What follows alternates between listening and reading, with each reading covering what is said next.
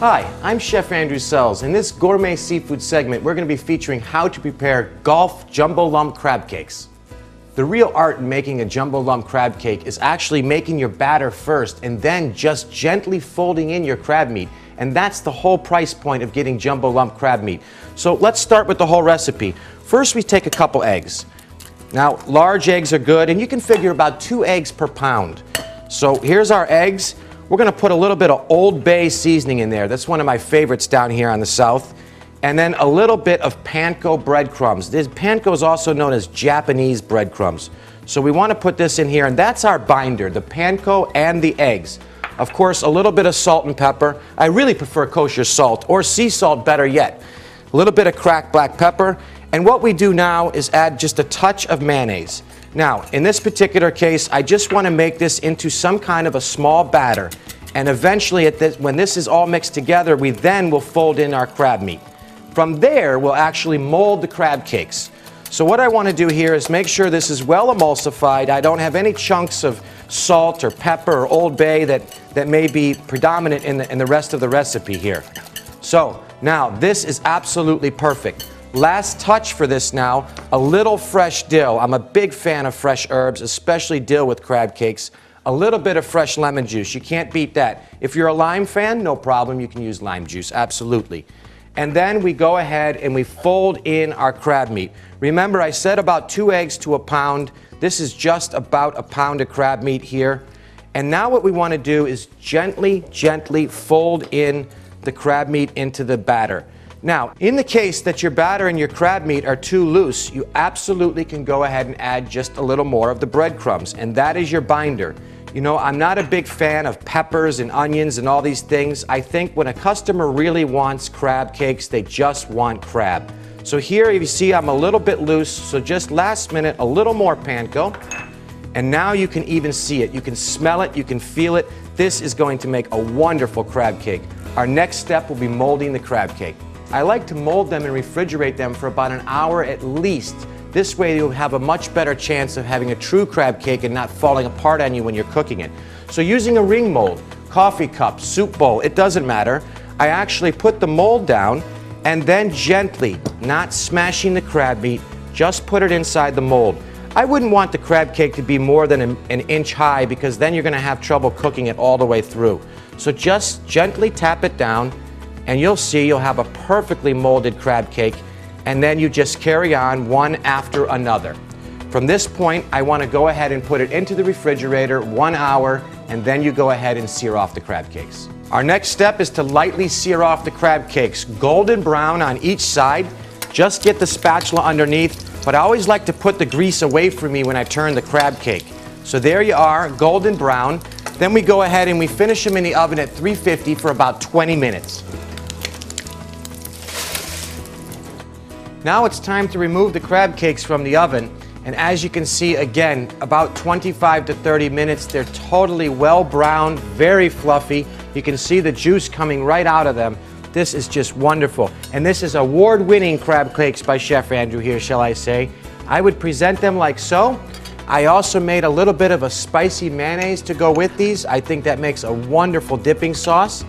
Of course, all seafood we would like to have possibly a little bit of a lemon wedge. Little chives for garnish. And once again, I get with the poulet foussé or a nice chilled Chardonnay, this is a home run. I'm Chef Andrew Selz, and remember, happiness is cooking with flavor. For these and other great recipe ideas, check out our website. Hi, I'm Chef Andrew Selz, and in this gourmet seafood cooking segment, we're going to be featuring how to prepare lemon basil shrimp on a skewer. This dish, I feel, is a home run. It can be done indoors, outdoors, year-round, and it's very, very healthy. We see a lot of healthy recipes approaching the marketplace nowadays, and so simply enough, fresh basil, lemon, salt, pepper, a little bit of olive oil. Easy to prepare, easy cleanup, and very healthy. But first, let's just start with the marinade. I like to take fresh basil leaves, and we do a term called chiffonade, and I actually roll them up into a little roll, and then we're just going to julienne them very thin, just like so. Now, if you want to have them a little more smaller piece, what you can do is take your basil and just turn the whole segment the other way and then go ahead and chop it. You'd never, ever, ever really want to take basil and rough chop it because it will bruise and turn brown. This is a vibrant, healthy dish. The colors really should showcase themselves. So we take a little bit of basil, a little bit of fresh lemon juice. Very simple, ladies and gentlemen. A little bit of cracked black pepper. Oh, the sea salt that I always tell you about. I love the sea salt. And a little bit of olive oil. And that's all there is to it. It's all in the taste of the shrimp. Things like sea bass, shrimp, lobster have such a natural flavor. Let the flavors showcase themselves. So let's go on with the skewers. I like to keep the tail on with the skewers. And I actually like to come through the back and then just turn the shrimp and skewer it on. But the presentation part is very nice when we go the opposite way each time with the shrimp. So now head end, tail end. Doing the same thing again now the opposite way, tail to head, until you get a skewer the size that you feel you'd like to have.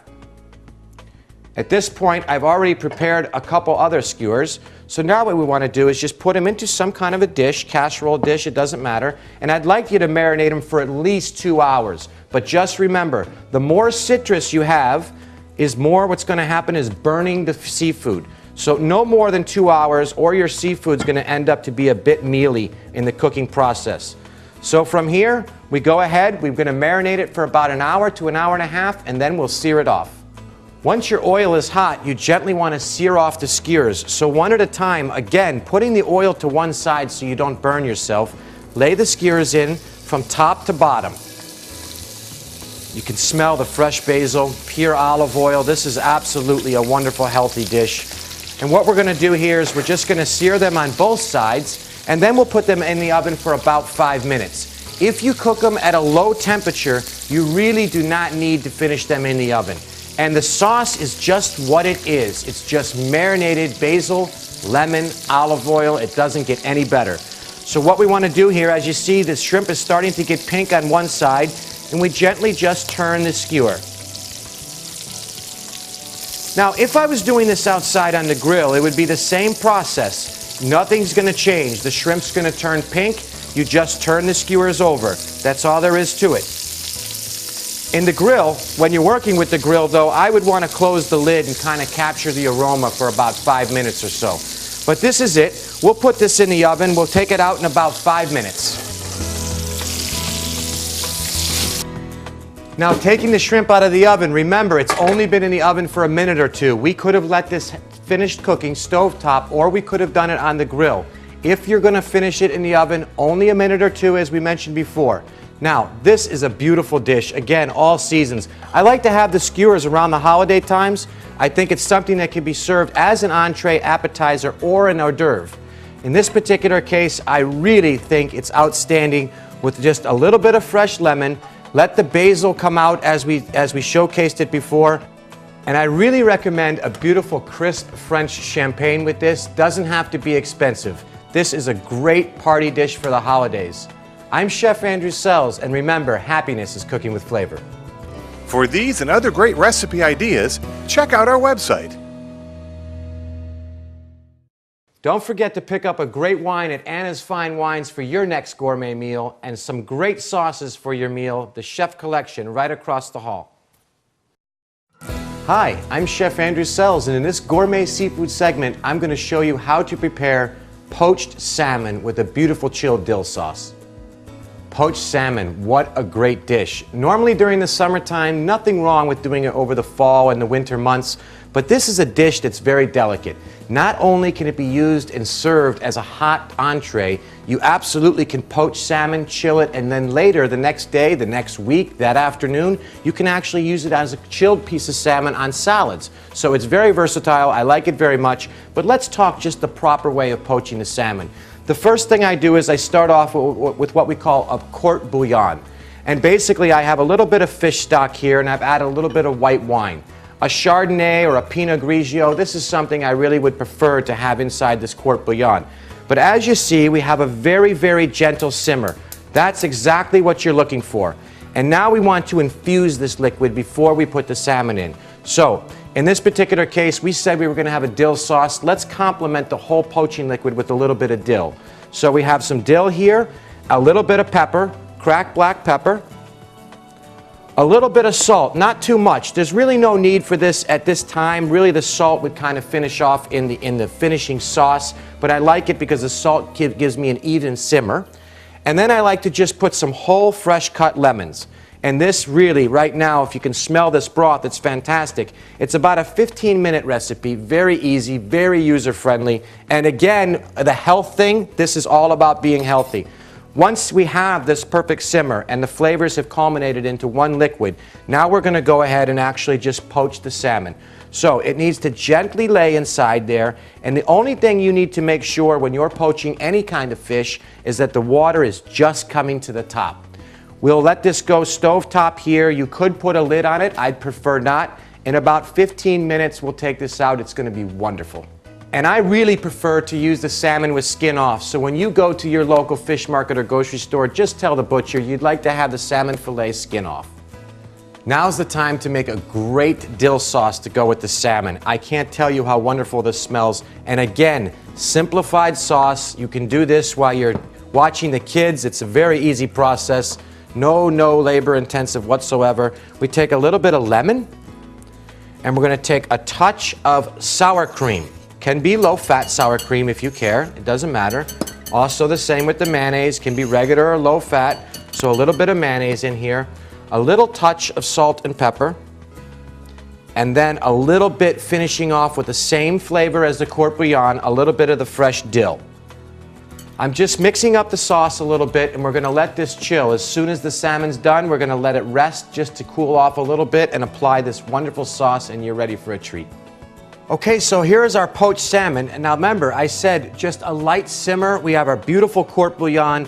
Now after about this 15-minute process, you can really smell the flavors coming out of this broth. So gently, you just want to make sure it was fully submerged, as we said, just the liquid coming to the top. And it's absolutely a beautiful medium. I'm loving the texture of this and the feel of it. The aroma is fantastic. We remove it from the court bouillon. And again, we talked about that dill sauce. This is such a classical and traditional way of cooking. Now, at the same time, remember, we could have chilled this and used this on a salad, which is a great thing during the hot summer days. Last but not least, let's go ahead with some of that dill sauce we made. Just drape that right on the top. And this dill sauce will work also for the hot or cold application. Now, I have chosen a beautiful Pinot Grigio with this. The crisp, bold flavors absolutely helps with the acidity in the court bouillon. I think they're a perfect marriage. I hope you'll enjoy. I'm Chef Andrew Selz, and remember, happiness is cooking with flavor. For these and other great recipe ideas, check out our website. Hi, I'm Chef Andrew Selz, and in this Gourmet Seafood segment, I'm going to be featuring how to prepare Blackened Grouper, Gulf Coast Blackened Grouper. This is a great dish, and it can be done with many varieties of fish. It could be redfish, it could be mahi-mahi, you name it, any fish can be done. But one of the most popular fish, I think, across the country we see blackened is grouper. It's thick, it's dense, it's white, it's flaky, and it can hold up to this kind of extreme heat that we're about to do. The only thing here is that this is very simple. Not every dish has to be so complicated. In my blackening seasoning, I like to use and buy just a good red fish seasoning. But in your local grocery store, you'll be able to find a variety of blackening seasonings. Just experiment and find which one's for you. So the first thing we do in this particular dish is we need to get a little more oil than you normally would cook with. I'm kind of pan frying at the moment right now, not sauteing. And we want the oil to get pretty hot. The second thing we want to do is we want to put a little oil on the fish, just a touch, and we want to actually just make sure we lubricate it very well. This is now going to make sure and guarantee that our blackening seasoning is going to adhere. So generously coat it. Most blackened fish applications are very well blackened, very well seasoned. Now, they say blackening because of the heat. They don't say blackening because of the burning of the fish. So it should be properly browned, and we're going to see that right here. I additionally like to put a little bit of black pepper. I'm a real fan of the black pepper, as you may know. Okay, so we have it seasoned here, and at this point we need to make sure the oil is hot. Give it a small touch first. If the oil is not simmering and not making a noise, you're not ready to put the fish in. Now that's what we're looking for. Do you hear the sear? Do you hear the simmer? And that's really important for blackening of fish. A lot of fat, a lot of blackening seasoning, but extremely high heat. Now, you really want to watch here. Again, I say blackening, I mean kind of golden brown, and the blackening again is in the seasoning. So we're going to let it get evenly browned on one side, and then again, I can't tell you how important, once we have it browned, we remove the fat by moving the pan up and turning the fish away from you. And this is a particular item that's definitely going to need to go in the oven for about 15 minutes due to the thickness of the grouper. Redfish seems to be a little thinner. Some fishes are thick, some are thin. You make the determination. I will say, though, for any fish that you're going to blacken and do in the oven, let's say 15 minutes per pound. Is that fair enough? Okay, so here we go. I know I have beautiful color. I move the fat to the bottom of the pan. I get my spatula underneath, and I turn it, and that, my friends, is a beautiful blackened fish. We'll go into the oven for 15 minutes. Now the blackened grouper, we've been cooking this now for about 20 minutes at 350 degrees, and this is exactly what we mean by blackened. A good gloss, not too charred. The fish is just dripping with moisture. That's exactly what we want. But I have prepared a nice corn tomato salsa to go with this. I thought the corn and the tomato would offset the heat. But furthermore, I've chose this crisp, bold Pinot Grigio to offset the spice of the grouper. That and the tomato salsa, all culminating in one flavor, is absolutely what I call a home run. I'm Chef Andrew Selz, and remember, happiness is cooking with flavor. For these and other great recipe ideas, check out our website. Don't forget to pick up a great wine at Anna's Fine Wines for your next gourmet meal, and some great sauces for your meal, the Chef Collection, right across the hall. Hi, I'm Chef Andrew Selz, and in this Gourmet Seafood segment, we're going to be featuring how to prepare low country fried oysters. In this particular dish, there's really only one way to do it. Now, you really absolutely have to have a frying pan or a deep fat fryer, but you have to have enough room in your pan to have the oysters actually submerge inside the fat. So, a frying pan like so, or it can be absolutely a tabletop fryer, but hot oil, 350 to 375 degrees. Often, if you're not sure, there are kitchen thermometers that will be able to be used to test oil. But in this particular case, it's the breading procedure. A lot of people go wrong in the breading procedure because they don't understand the steps. And it's always flour, egg, breadcrumbs, or cornmeal, or whatever it may be. So here, I have bought what they call select oysters. These are pre-shucked, and you can buy them in a container in their brine at your local grocery market or fish market. But here, they're already shucked. You don't have to worry about a thing, and they're very, very nice and plump. Always smell your oysters at the store before you buy them. But now let's talk about the breading process. First we go into the flour. Now, a lot of people say, well, how come the breading fell off my fried chicken and wherever or whatever it may be? How come the breading fell off my oysters? It's because the proper way to do this is to get them coated with flour, but you must remove all the excess flour. From there, they go into the egg. One at a time. And I always like to keep one hand for dry and one hand for wet. That will also save you some time instead of having all your fingertips gummed up. So, lightly fried, let's just do a half dozen for today. What do you think? Now, I really like the cornmeal. I think it's a home run because it gives a nice crisp, it gives a good color. Remember, 350, 375 degrees on your oil, okay? Now, wet in one, dry in the other. I think this is really important, and I think you'll find time-saving steps by doing so. Now, into the cornmeal. Always get off the excess egg. That is another problem. Too much egg, you're going to lose your breading in the frying process. Now, in this particular case here, the easiest way is to actually just shake the oysters in the pan. Do you see? You don't have to dredge them through like we did the flour. Should you try to do that with the flour, you're going to end up having a mess. Trust me on that one. Now, let's take a look here if our oil is right. Oh yes, it's just going to simmer just perfect here. And that's what you're looking for. If it's too much of a splat of oil right off the bat and you don't have a thermometer, that's a very clear sign that you are over 400 degrees. 350 to 375, that's what we're looking for. Nice, beautiful, low country fried oysters. I'll tell you, in southern Alabama, all the way across the country, all the way off the coastline of the Carolinas, fried oysters are a true home run. I like them very much. You can serve any sauce with this as well. It can be cocktail sauce, remoulade sauce, you name it, but this is the whole process. Now, about 10 minutes, but in any fried situation, you will know when the fried food is done because it will surface and float to the top. And that's key. If they're sitting down in the bottom, they're not ready yet. Of course, obviously, a chicken breast or something is going to take longer. And you're looking just for a crust. Now, what I really like to do when I'm done frying my oysters, as you can see, they've come to the top. They look fantastic. I like to then put them on some kind of a paper towel. This will take off the excess fat. We don't need that excess fat. We're just looking for a good crunchy oyster. So here you have it, and I think this is fantastic. That is a beautiful fried oyster right there, cornmeal crusted.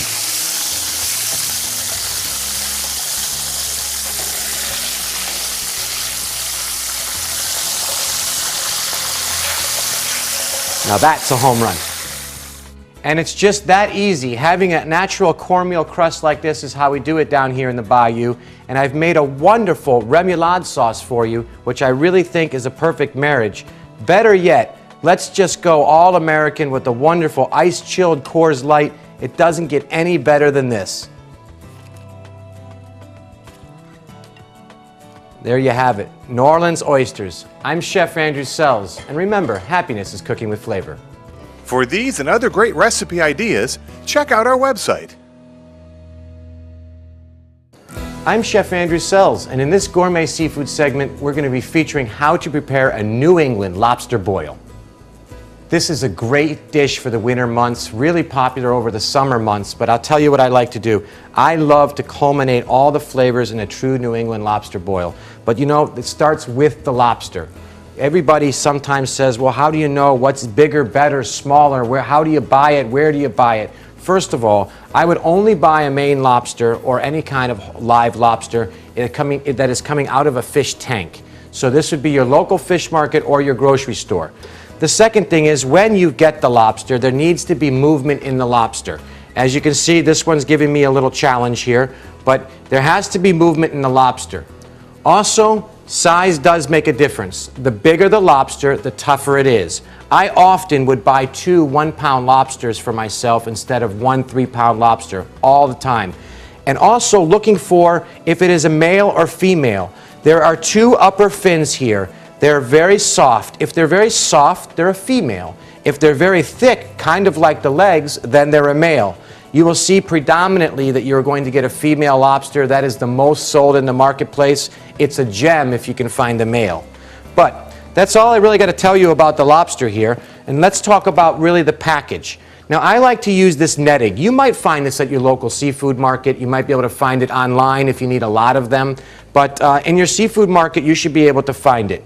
I put in there some fresh corn, yellow, white, your choice. I put in there a little bit of new potatoes or red bliss potatoes. And then I like to put in a couple cloves of garlic. But this is not all the seasonings we need here. I like to take rolling boiling water. And of course, I like to put in a little shallot, or you could use some red onion or some white onion. But a little bit of shallot here, I think, just gives it, and by that's a big shallot, gives it a little bit of flavor, a little bit of black pepper, and a little bit of salt. Once again, I can't express enough, I want to taste the vegetables and the lobster. So by putting in some Old Bay seasoning or some fish boiling is just kind of killing the whole process. But that's up to you. A lot of people do put a fish boiling seasoning there. So now, with the actual net, we take the net, I've already put in my vegetables, and I fold the net backwards the best I can.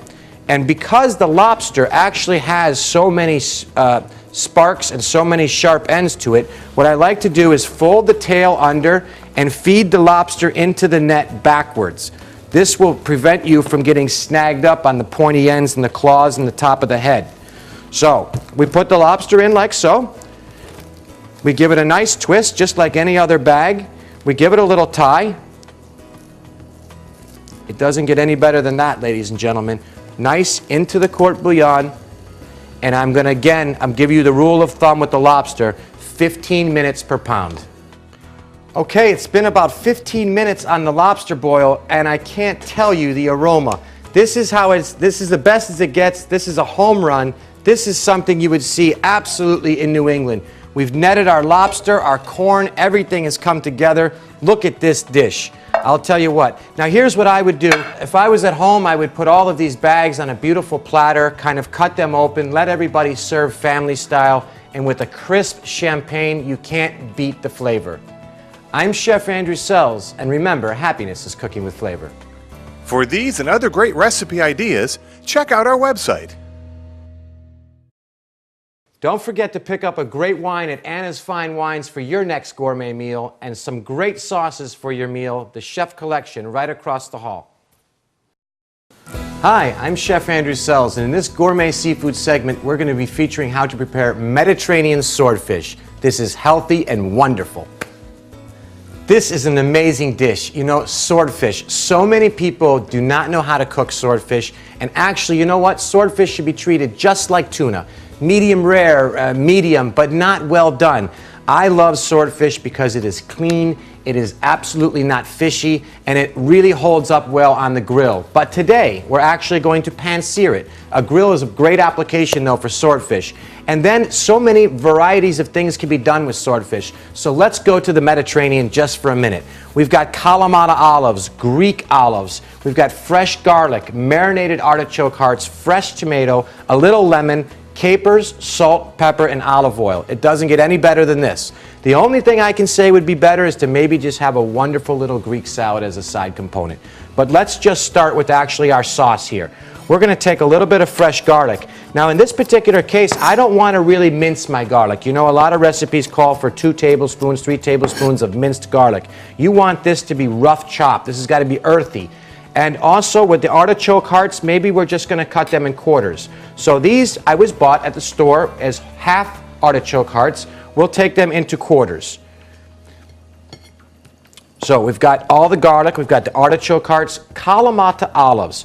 One big hint, they come pitted and non-pitted. This is something that you really want to pay attention and make sure that you get a pitted olive. Otherwise, you're going to spend a lot of time trying to get the pit out. And then the Greek green olives. There is such thing as a Greek green olive. This is not a martini olive, okay? This is not a queen stuffed olive. There's an incredible difference between them, but I like to just have a little bit of those 2 olives together. They really marry well. I think it's a perfect marriage in that case. A little bit of scallions. I wanted onion. I didn't want to do a traditional red onion, so we're going to stay with the scallions. And remember, I'm only making 1 portion here. And then the tomato. Now, the tomato is key in this particular case with the Mediterranean dish. What I like to do is absolutely take the meat out of the tomato. So I simply just put the knife right around the rind, remove the meat and seeds, and now I've got what you call maybe like the tenderloin of the tomato. Just pure tomato, skin and meat. And this is absolutely great. Again, rough chop. This has got to be earthy. And a little bit of fresh capers. Okay? So there you have it. That's our component. Now, for the swordfish itself, swordfish absolutely should be white. When you purchase swordfish, you shouldn't see too much of a bloodline. So if there's a lot of bloodline, you might want to tell the butcher to give you more of a center cut piece of swordfish. So, a little salt and pepper. And what I have already done is preheated some 100% natural pure olive oil. And I've got it to a smoking point because this is a pan-sear. We don't have any flour on here. We have nothing helping us but the absolute only moisture from the fish. So here you go. Fat away from you. Fish down. And you're going to let it sear on both sides. If you have to take away some of the fat, it's not a problem. Just find a dish that will not melt on you. And I just want to get it seared on one side. I'm not so worried about the color. Okay, once again, when I turn the fish, fat away from me, fish toward me. Now, after you make the first original turn, here's what you want to do with it, is you want to add all of these wonderful components that we just chopped and talked about. And you know what? It's not a rule of thumb. You could put some feta cheese in here at the end. You could put any other kind of Mediterranean flavor profile you want. But then I really like to finish with just a little bit of fresh lemon juice. And you're just going to let this go in the oven for about maybe 10 minutes. Again, my rule of thumb is putting it in the oven at 350 degrees for about 15 minutes, and that's 15 minutes per pound. Now this is a beautiful Mediterranean swordfish. It is so moist, so the temperature is absolutely perfect. I just love the way these flavors in this dish culminated together. Again, just a home run. I love all of the freshness, the look to it, the whole 9 yards. And here, specifically because of the olives and the brine in the olives, I would love to go with any kind of a California Merlot. I'm Chef Andrew Selz, and remember, happiness is cooking with flavor. For these and other great recipe ideas, check out our website. Hi, I'm Chef Andrew Selz, and in this Gourmet Seafood segment, I'm about to show you how to prepare plank scallops. Plank cooking is so simple and so easy. This is my specialty, plank cooking. I can't tell you how wonderful this is, how easy this is. The simplicity, the moisture, the flavor, it's a real simple thing. You know, I actually have written a book, Plank Cooking with Chef Selz, and you can find all of the different recipes and all of the varieties of wood you can cook on, but I happen to really love cedar. But let's just talk about the process for 1 minute. Simply soak the wood in water or whatever you would like to bake it, what your final dish may be. If I soak it in apple juice, perhaps I make an apple cobbler. If I soak it in soy sauce and water, perhaps I do an Asian dish. But for today, I've just soaked it for 2 hours in actual water. I applied some beautiful sea scallops coming from the northeast coastline. And what I'm going to do is put in some of my sauce. Also, the sauce is in the back of my cookbook, which you can find online. But for today, this is how simple it is. The plank is soaked, the scallops are applied, or the protein of your choice. A little bit of my Thai barbecue sauce, and this, no salt, no pepper. Let the plank be the flavor, let the protein be the flavor, and let the sauce be the flavor. Let them all do their own job. Now, here's the thing. You can do this out on the grill if you'd like to have a little char and a little smoke, or you can actually do it in the oven. The beauty of it is if you have a big party and a rainy day approaches, you're safe. You can still do it in the home. And over the holidays, I'll tell you what, take some mixed nuts, shelled, a little maple syrup, make a little mound, bake them in the oven at 350 for about 45 minutes. You will have an absolute wonderful appetizer for the party or even Super Bowl, game day. So here we go. On a sheet pan, and I'm going to go in the oven for about 30 minutes maximum, or until my desired temperature of my scallops, which I would like them to be just about medium. So 350, 30 minutes, but I'm going to check it at about 25 minutes past. Now we're going to remove the scallops from the oven, and remember I had this at 350 degrees for about 25 to 30 minutes, but really what I was looking for was a nice medium temperature scallop.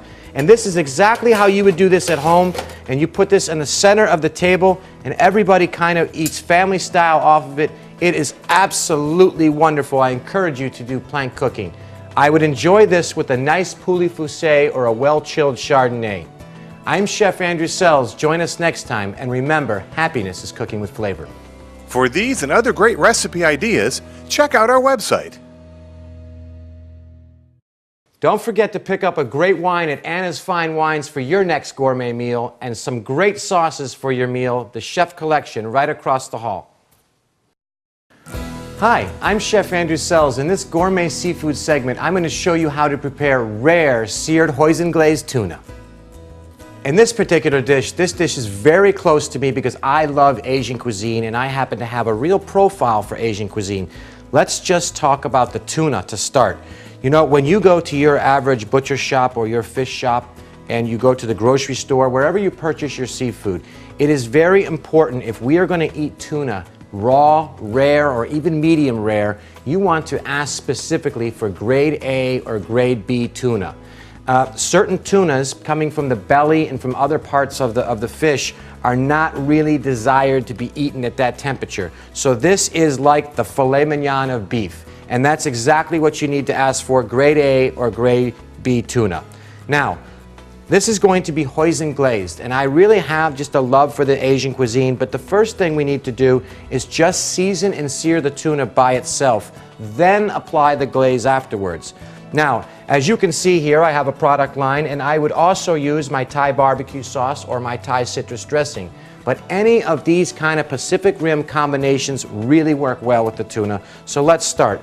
Kosher salt or sea salt, a little bit of black pepper, and some seriously hot oil. Now this will splatter, so you might want to actually have a bib apron on or actually surround your countertop maybe with a little bit of towels. But this is what you're looking for. If you hear the sear, that's what you need.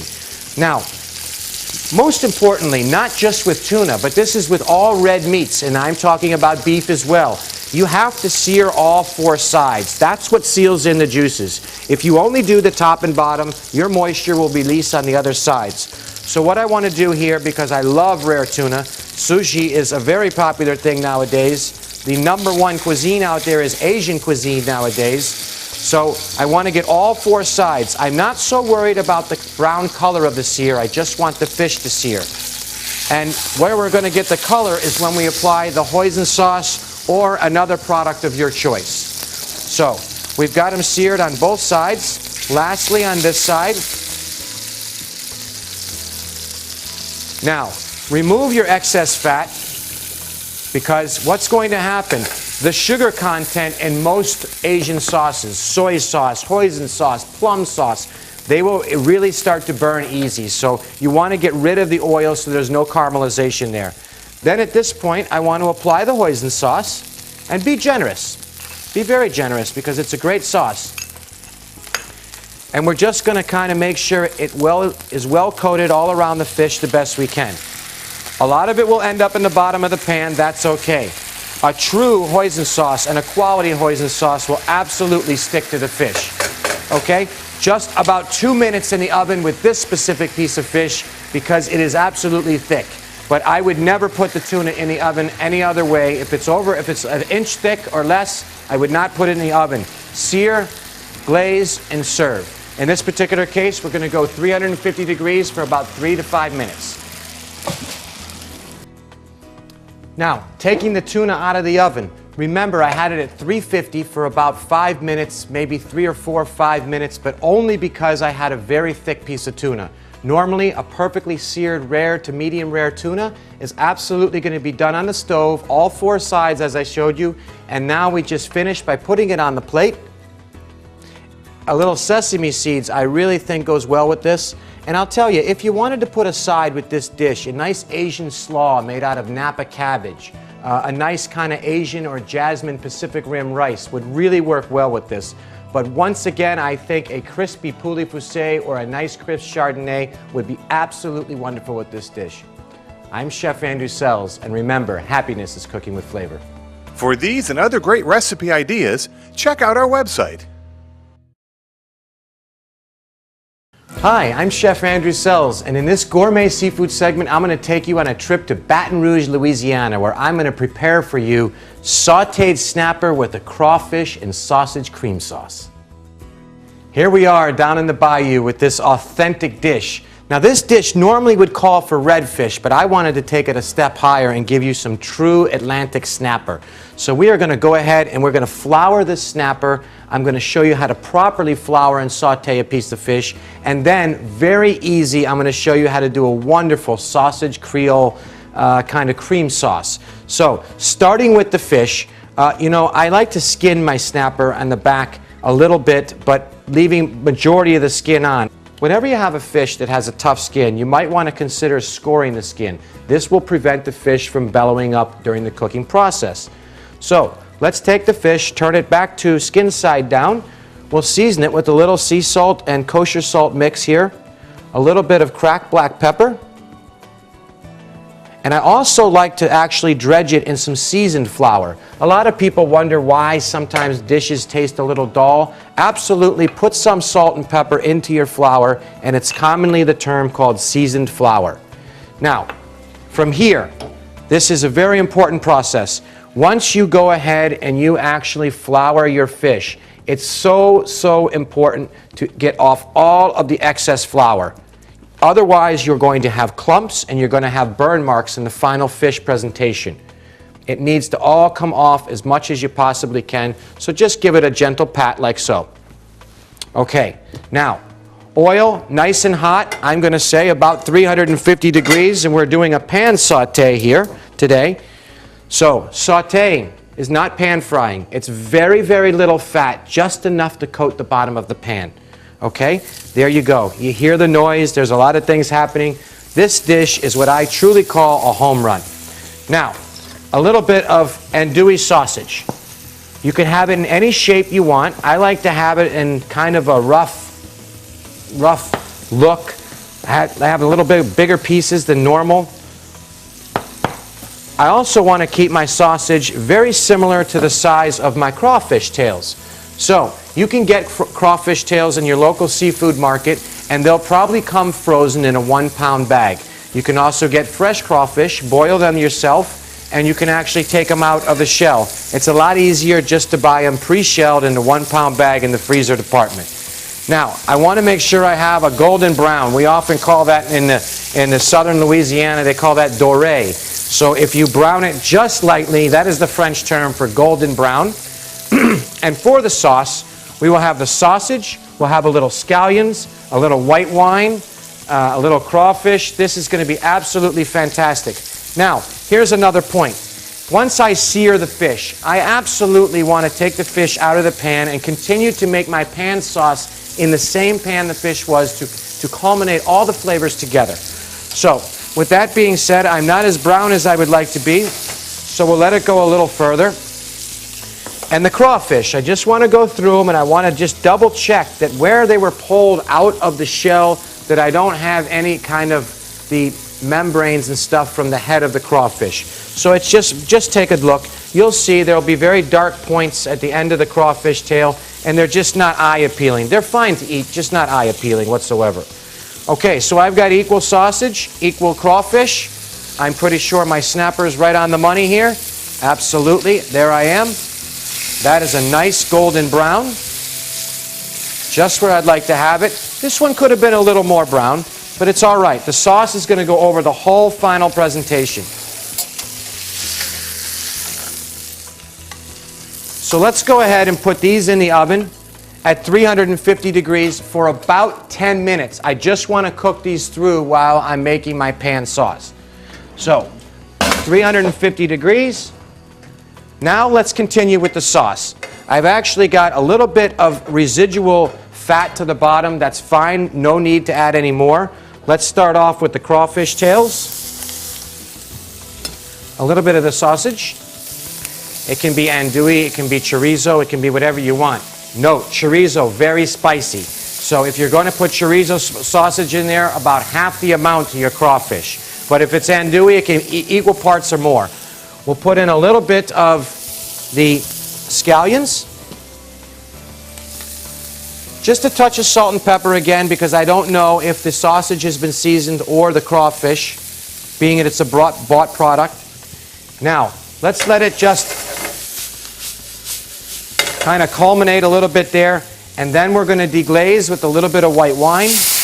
Oh yeah, that's nice. You can really smell the aroma happening. Things are happening now. I tell you, this is a home run.